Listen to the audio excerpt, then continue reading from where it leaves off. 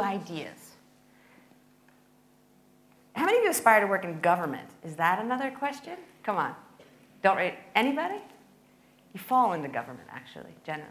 So oftentimes in big bureaucracies and government organizations, decisions are made up here and they're brought down to the people here, right? We say we make a lot of backroom decisions. So all those complicated diagrams I showed you earlier were probably made by people in a back room somewhere. Smart, thoughtful, caring people, but who were probably quite removed from the people who were actually doing the work or actually needed the information.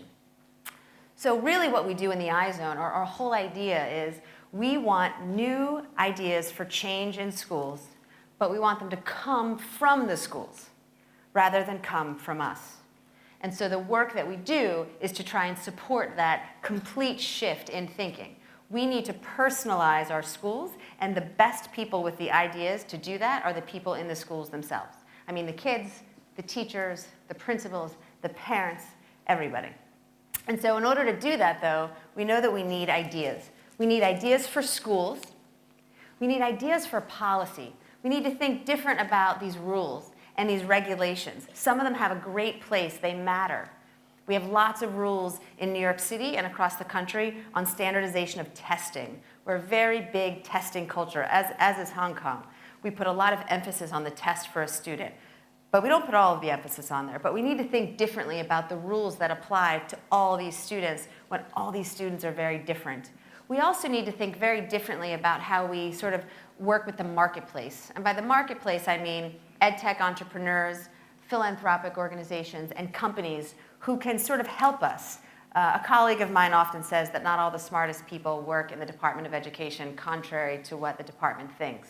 And so we know that there's a world out there of people with ideas and solutions for schools, and we need to do a better job engaging them.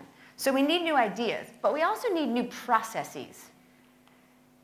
And by that I mean, so often when we have a new idea in government or in schools, someone's sort of decided it way up here, and then they try to put it into a school, but then they don't think differently about how or the process that they're going to do that.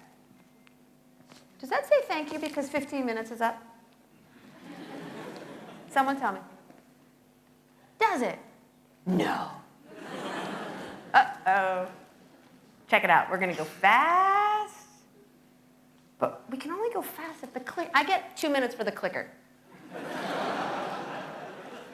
3 minutes for the clicker.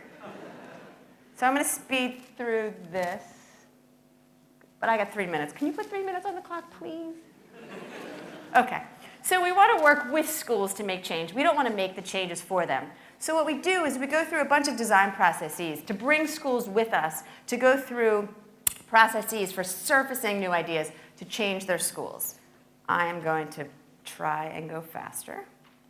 This is a video. I'm in so much trouble. See, I still don't like rules. It's like a problem for me. I can't do it. I have to skip through this because I'm going to get in trouble. I know. Raise your hand if you want me to show that short video clip. They want me to show it. Okay. This is one of our idea generators. And it's an idea for, now they're not going to actually let it play. That's what's going to happen now. They are. They've stopped it from playing. Is that true? They're about to come out here. I don't know what to tell you guys. It doesn't work now. But what this would have been is, it's an idea generator for mathematics. Give it a quick look.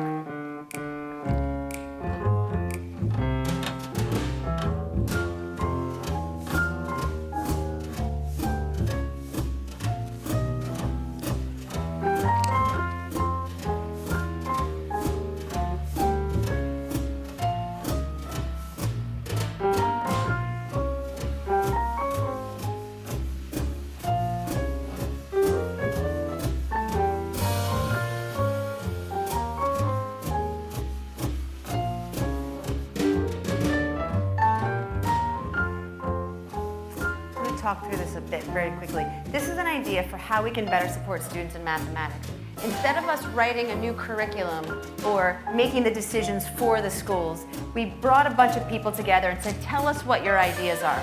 come forth with your ideas and let's design solutions together for kids in mathematics. And what you're seeing here is the sort of idea put out to people to say, join us if you're interested. It's compelling, it's engaging, and it's the solutions coming from within rather from the solutions coming from without. Okay. In addition to things like this, we're also really invested in something that we call blended learning. Does anybody know what that is? It's this idea that, as Ada was saying this morning, teachers standing in front of the classroom and looking out is a very whole school model. Blended learning is incorporating technology with the teacher in order to allow students to move at their own pace in the areas that they're interested in at their own time. But I don't have much time to talk about that.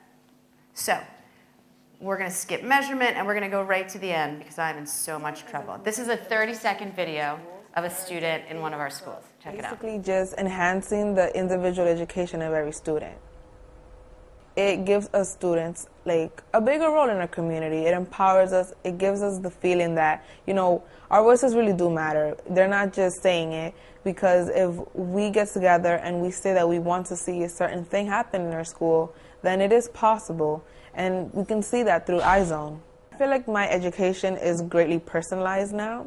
It's like, I feel like everything that's going on, it's geared towards my individual learning, which is, you know, it's for every student. I would like to tell the people at iZone that they're doing a great job so far, because with my school, you can really tell the difference since just a year ago when we didn't have the program institutionalized.